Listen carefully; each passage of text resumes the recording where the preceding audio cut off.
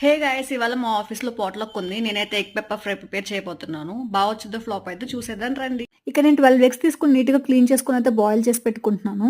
నేను first carrot halwa తీసుకెళ్దాం అనుకున్నాను, కానీ ఆ క్యారెట్ గ్రేట్ చేసుకుని కుక్ చేసే లోపు చాలా టైం పడుతుంది కదా అని ఇది చూస్ చేసుకున్నాను.